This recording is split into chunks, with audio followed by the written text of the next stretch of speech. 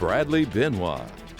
Welcome back, everyone. Well, kind of a stormy night here across Acadiana, mainly during the pre-dawn hours of our Saturday morning, some of which could be on the strong to perhaps severe side, so make sure you have a way to receive weather alerts here tonight in case we see warnings issued for the area. So let's get into it here, and the map continues to be lit up with severe thunderstorm watches and warnings off to our north. No current watch or warning in effect for Acadiana, at least for now, but essentially what we have are several complexes of storms here, first of which in the northern parts of the state extending into Mississippi. I actually think the bulk of that energy should bypass us a little bit as it tracks off to the east. We have another healthy batch of storms out here in Texas, and then the third of which diving southward out of Oklahoma this evening, and I think this is the complex of storms that's going to be impacting us here in Acadiana a little bit later on tonight, and that's illustrated with the latest HERD model. I think it has a pretty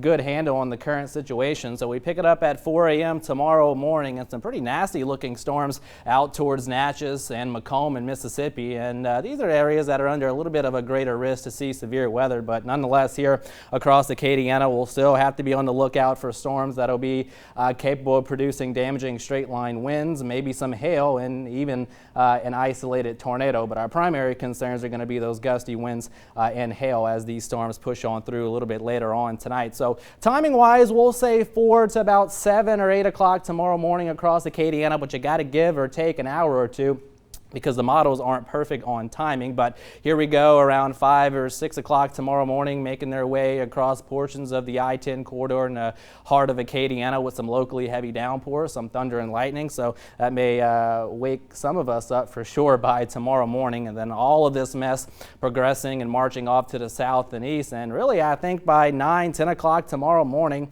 just about all of us starting to dry things out, and then gradual clearing skies out there for our Saturday. So all things considered, a pretty nice looking day out there. Just got to get through some rounds of scattered showers and storms a little bit later on tonight. I think we'll still see temperatures top out in the lower 80s tomorrow afternoon. Now, as far as rainfall totals, the latest HERD model backing off just a little bit, but I'd still venture to say inch to an inch and a half. It could be a good call, especially within those heavier thunderstorms, so just keep that in mind, but still shouldn't be dealing with a flooding situation or anything like that. But of course, we'll keep you updated throughout the night. Here's the rest of the weekend's forecast after we get through those storms later on tonight, and first thing tomorrow morning, shaping up to be a pretty nice weekend. Again, gradual clearing skies out there for our Saturday. And then plenty of sunshine out there for our Sunday, and believe it or not, lower humidity out there as well for Sunday, so something we'll be enjoying for sure.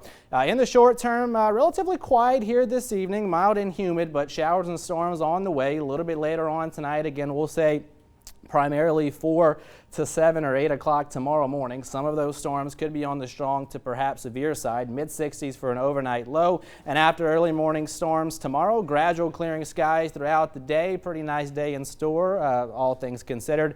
And we'll see temperatures staying on the warmer side as we top out in the lower 80s. Next 10 days, again, really nice weather out there for our Sunday. Yes, we'll still be in the lower 80s, but lower humidity, so that'll make it feel that much nicer for sure.